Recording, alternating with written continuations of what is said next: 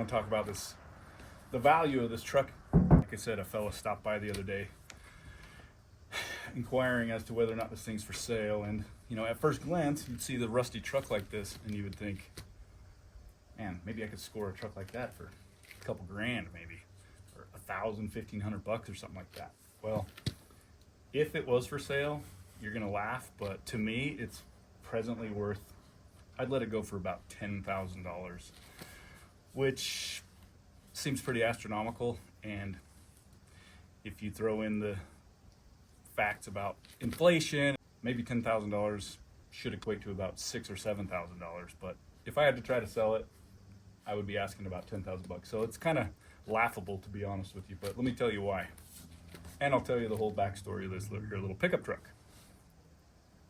To tally up why it's worth that, let's just start at the beginning. Okay, I bought this truck about almost 10 years ago for my son, my oldest son, Taylor, who now drives that 70 series Land Cruiser.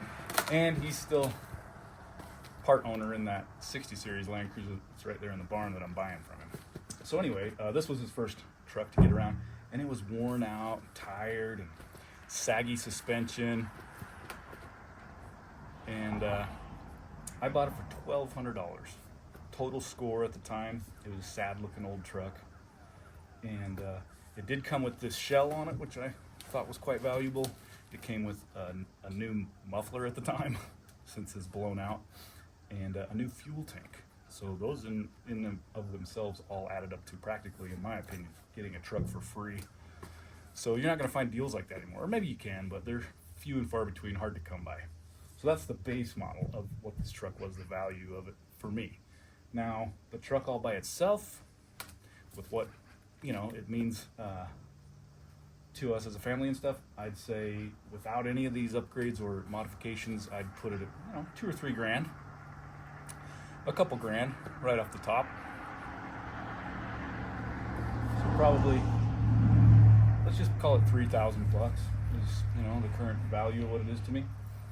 Now let's add everything up, okay? So before the engine died, I did put a new suspension on here, an old man Yumu suspension with the heavy rear springs, which basically comes with an extra leaf in the back. And the reason I did was because I was planning to be hauling around heavy items, maybe deer and whatnot. Probably going to use this as a hunting truck. So I wanted something that could handle the bigger loads in the back. And that's why it sits a little bit higher in the back. And it's never been a disappointment. You can go back and check out my videos where I installed the suspension and my post-install thoughts and whatnot, but a great suspension. So I'm gonna put that at maybe $1,500 or something like that from Cruiser Outfitters at the time. New shocks, new springs, new torsion bars all around, and it's probably got, I don't know, 3,000 or 4,000 miles on it since that new suspension was installed. So let's just call it $1,500. These tires, I'm gonna call them, they're Toyo Open Countries. Let's say they were about $250 a piece. Let's call it $1,000 more all around for the tires. The wheels, I spent a lot of time shining those up, and I know they're a little bit dull. They could use a little buffing and whatnot, but they are nice American Racing Outlaw 2s, which if I was gonna just sell the tires and wheels, on the local classifieds, I'd be asking at least $1,000, if not $1,500. Probably $1,500. So just the tires and the wheels alone bring up the value quite a bit. Then now we start talking about the engine, and now we're going to talk about the exhaust. So the engine, it's a bit of a long story, but long story short, the machine shop here in Ogden, Jensen Machine, excellent machine shop, been around forever. They did the engine work machining, and I bought the kit through them, and then I assembled it. So it took me a long time to get that engine assembled, but I want to say with the kit and the machining, it was close to $3,000, and the new head that's on it. I can't remember exactly, but let's just call it $3,000 for that engine, and just countless, endless hours of work for me, hours and hours and hours of work putting that engine together over quite a bit of time. So not really factoring in the man hours that I put in. We're just talking just expenditures, expense-wise. and now the exhaust. So $1,000 for this exhaust at this point. It needs a new windshield. It needs a new windshield shroud or trim around it. I'm hoping to just get rid of those chrome strips and just use kind of a thicker rubber all the way around. I got to find a windshield shop that'll do that. But it still needs so much work, you know, it still does need so much work. But the awesome part about it is it's helping me keep the miles down on the Tundra. I mainly bought that Tundra to haul the camper around. Always wanted a Tundra. I know I'm talking a lot, but you know, just having this to kind of work as a farm truck and maybe a little bit of commuting here and there, it's helping keep the miles down on the Tundra. Because my commute to work is about 50 miles every day, maybe even, yeah, it's around 50 miles each way. If I do that 7 days in a row, you know, that's like 500-600 miles a week that I may end up putting on that thing, in addition to going out and about and doing stuff. But there's a lot of value in this thing, even though it needs a lot of work and it's kind of banged up. But it's nice to have a truck that you're not afraid to put pinstripes on it, take a digger or two, and have the ability to climb up and do everything. So let's just tally it all up. Let's call it $1,500 for the truck. Let's call it that it's actually worth about $3,000 to me now, just the truck itself. Okay, so that's $3,000. Let's call it $3,000 more for the engine. That puts it up to $6,000. Okay, the suspension, we'll call it $1,500. So that's $7,500. We'll call it $1,000 for the exhaust, so that's $8,500. And then for the wheels and tires, yeah, another $1,500. So we're easily at $10,000.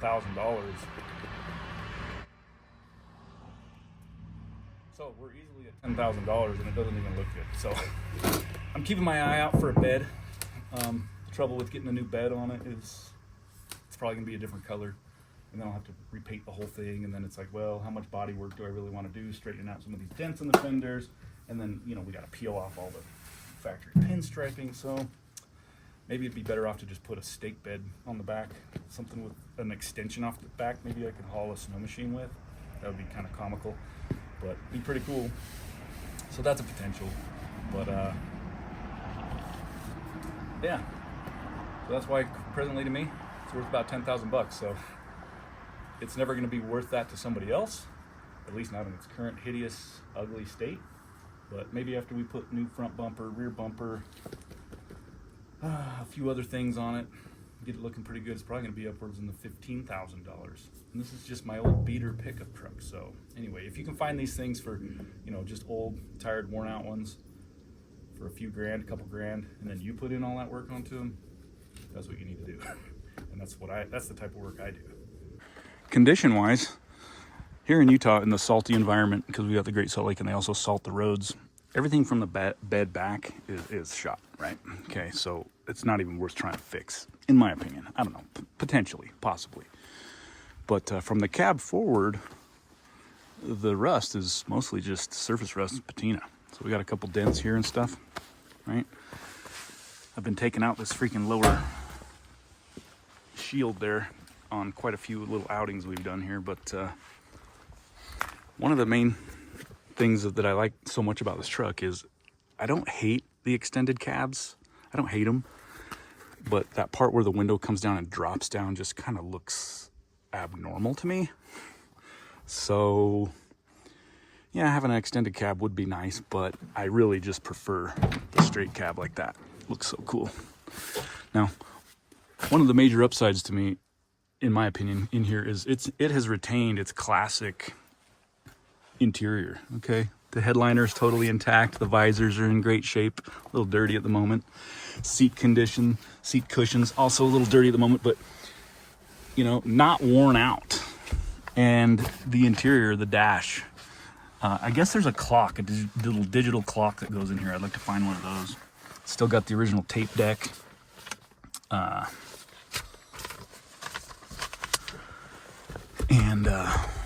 Yeah, everything's like untouched, you know, it's still in great shape. The only damage in here is this one little crack right here, which it really isn't that bad. So a lot of dust, but it's just retro, man. I love it. So the interior is all intact, in really good shape. You know, in some ways, if I actually cleaned it and shined it up, it would look like it was only a few years old, and it's a old baby. So anyway.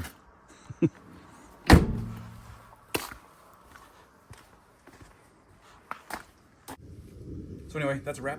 Thanks for watching. See you on the next video.